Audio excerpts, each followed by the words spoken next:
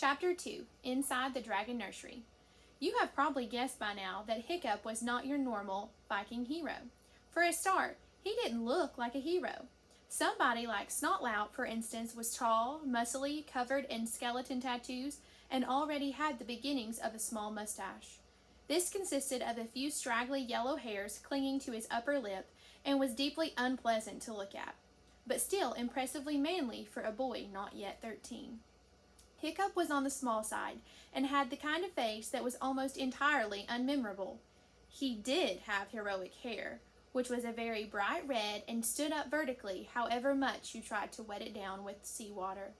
But nobody ever saw that because it was hidden under his helmet most of the time. You would never have picked Hiccup out of those 10 boys to be the hero of this story. Snotlout was good at everything and a natural leader. Dog's Breath was as tall as his father and could do amusing things like farting to the tune of the Burke National Anthem. Hiccup was just absolutely average, the kind of unremarkable, skinny, freckled boy who was easy to overlook in a crowd. So when Gobber blew the horn and moved out of sight to find a comfortable rock to sit on and eat his mussel and tomato sandwich, Snotlout pushed Hiccup out of the way and took charge. "Okay, listen up, boys," he whispered in a menacing fashion. "I'm in charge, not the useless, and anybody who objects gets a knuckle sandwich from Dog's Breath, the duh brain." "Ugh," grunted Dog's Breath, pounding his fists together in happy excitement. Dog's Breath was Snotlout's chief sidekick and a great big gorilla of a boy. "Bash him, Dog's Breath, to show what I mean." Dog's Breath was delighted to oblige. He gave Hiccup a shove that sent him sprawling headfirst into the snow, then ground his face in it. "Pay attention!" hissed Snotlout. The boys dragged their eyes away from Dog's Breath and Hiccup and paid attention. "Rope yourselves together. The best climber should go first." "Well, that's you, of course, Snotlout," said Fishlegs. "You're the best at everything, aren't you?" Snotlout looked at Fishlegs suspiciously. It was difficult to tell whether Fishlegs was laughing at him or not because of his squint. "That's right, Fishlegs," said Snotlout. "I am. And just in case he had been laughing at him, bash him, Dog's Breath." While Dog's Breath pushed Fishlegs down to join Hiccup in the snow, everybody started roping themselves together. Hiccup and Fishlegs were the last to be tied on, just behind a flushed and triumphant Dog's Breath. "Oh, brilliant," muttered Fishlegs. "I'm about to enter a cave full of man-eating reptiles tied up to 8 complete maniacs." "If we get to the cave," said Hiccup nervously, looking up at the sheer black cliff. Hiccup put the lighted torch between his teeth to leave his hands free and started climbing after the others. It was a perilous climb. The rocks were slippery with snow, and the other boys were thoroughly overexcited, making the ascent far too quickly. At one point, Clueless missed his footing and fell. Luckily, onto Dog's Breath, who caught him by the back of the trousers and heaved him back onto the rock again before he brought the whole lot of them down. When they finally made it to the mouth of the cave, Hiccup looked down briefly at the sea pounding the rocks way below and swallowed very hard. "Untie the ropes," ordered Snotlout, his eyes popping with excitement at the thought of the dangers to come. "Hiccup goes into the cave first because he is the son of the chief," he sneered, "and if any of the dragons are awake, he'll be the first to know about it. Once we're in the cave, it's every man for himself. Only the strong can belong." Although he wasn't your usual mindless thug of a hooligan, Hiccup wasn't a wimp either. Being frightened is not the same as being a coward. Maybe he was as brave as anyone else there, because he went to catch a dragon despite knowing what dragons are like.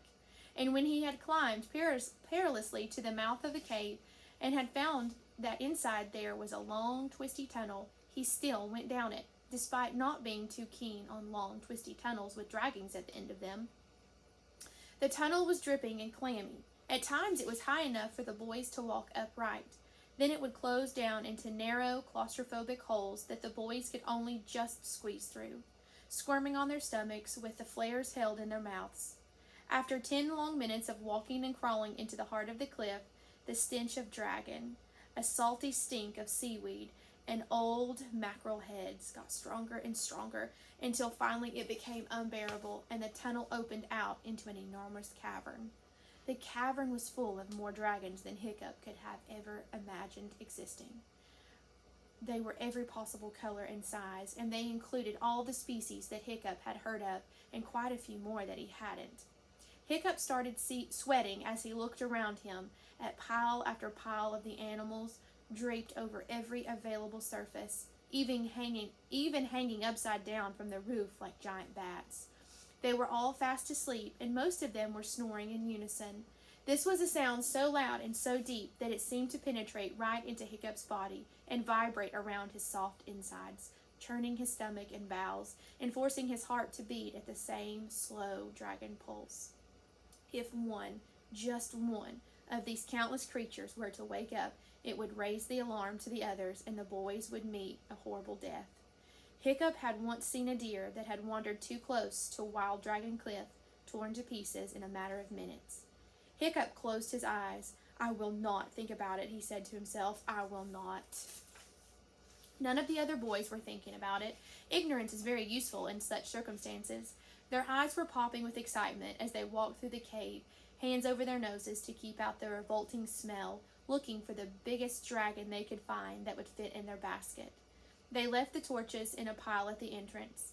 The cavern was already well lit by the glowworms, huge, sluggish animals dotted here and there that shone with a steady, yet dim fluorescence, like a low-watt light bulb. And the flame huffers gave off extra little bursts of light that flickered on and off as they breathed in and out. Predictably, most of the boys headed toward the plug uglies of the dragon world. Snotlout made a big fuss about grabbing a vicious-looking, monstrous nightmare, smiling nastily at Hiccup as he did so. Snotlout was the son of Baggybum, the beer-belly stoic, the Vast's younger brother. He was intending to get rid of Hiccup sometime in the future so that he, Snotlout, would become chief of the hairy hooligan tribe. And a gruesome and terrifying chief, as Snotlout meant to be, would need a properly awesome dragon. Warthog and Dog's Breath got into a loudly whispered fight over a Gronkle, a heavily armored brute with fangs like kitchen knives sticking out in such numbers that it couldn't keep its mouth shut. Dog's Breath won, then managed to drop it as he was trying to bundle it into his basket. The weaponry of the beast made a horribly loud clatter as it landed on the floor of the cavern. The Gronkle opened its evil crocodile eyes. Everyone held their breath. The Gronkle stared ahead. It was difficult to tell from its blank expression whether it was awake or fast asleep. Hiccup realized in an agony of suspense that the gossamer thin third eyelid was still down. And there it stayed for a few heart-stopping moments until it slowly closed its upper eyelids again. Amazingly, not one of the other dragons woke up. A few grumbled groggily before making themselves comfy again, but most were in such a stupor that they barely even stirred. Hiccup let out his breath. Maybe these dragons were so dead to the world that nothing would wake them from their slumber. He swallowed hard, muttered a prayer to Loki, the patron saint of sneaky exploits, and edged forward cautiously to grab the most unconscious-looking dragon so he could get out of this nightmare as fast as possible. It is a little-known fact that dragons grow colder the deeper they sleep. It is even possible for dragons to go into a sleep coma in which they are icy cold with no obvious pulse or breath or heartbeat. They can stay in this state for centuries, and only a highly skilled expert can tell from looking at them if they are alive or dead. But a dragon who is awake or lightly sleeping is very warm indeed, like bread that has just come out of the oven. Hiccup found one that was about the right size and fairly cool to the touch and maneuvered it into his basket as quickly and carefully as he could. It was a very basic brown, but at that moment Hiccup could not have cared less. Even though it was barely half grown, it was surprisingly heavy. "I did it! I did it! I did it!" he chanted happily to himself. At least he wasn't going to be the only boy in the class who didn't have a dragon. Everybody seemed to have gotten themselves one by now, and they were all making their way quietly toward the exit.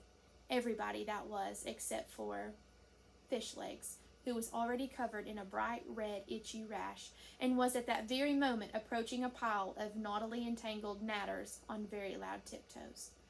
Fishlegs was even worse at burglary than Dog's Breath.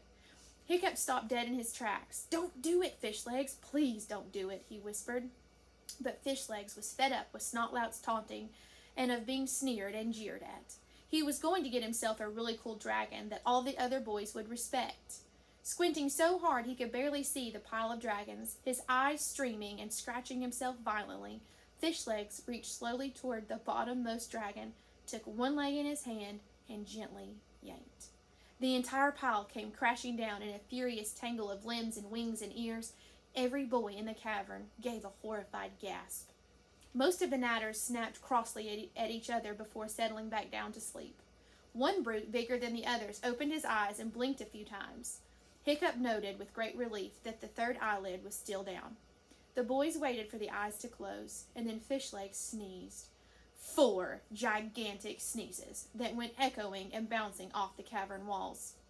The big Natter stared slightly ahead, frozen like a dragon statue. But very faintly, an ominous purring noise began in his throat, and very slowly the third eyelid slid upward. "Uh-oh," whispered Hiccup. The Natter's head suddenly whipped round to face Fishlegs, its yellow cat eyes snapping into focus on the boy. It unfolded its wings to their greatest extent and stealthily advanced like a panther about to spring. It opened its mouth wide enough to show the forked dragon tongue, and "Run!" shouted Hiccup, grabbing Fishlegs' arms and dragging him away. The boys ran for the exit tunnel. Fishlegs and Hiccup were the last to get there. There was no time to pick up the torches, so they were running in the pitch dark. The basket with the basic brown dragon in it was bumping on Hiccup's back. They had 2 minutes start on the dragon because it took a while for the first dragon to wake everybody else up. But Hiccup could hear a furious roaring and flapping as the dragon started to pour into the tunnel after the boys. He ran a little faster. The dragons could move faster than the boys because they could see better in the dark, but they were held up when the tunnel got smaller, and they had to fold their wings up to squirm through. "I haven't got a dragon," panted Fishlegs, a couple of paces behind Hiccup. "That," said Hiccup, as he scrambled frantically on his elbows through a narrow bit, "is the least of our problems. They're gaining on us." "No dragon," repeated Fishlegs stubbornly. "Oh, for Thor's sake," snapped Hiccup. He thrust his basket into Fishlegs' arms and grabbed the empty one from Fishlegs' back. "Have mine, then! Wait here!" And Hiccup turned and went back through the narrow bit, even though the roaring was getting louder and closer by the second. "What are you doing?" screamed Fishlegs, frantically dancing up and down on the spot. Hiccup came back through the hole again. Precious moments later, Fishlegs grabbed a hold of an arm to help haul him through.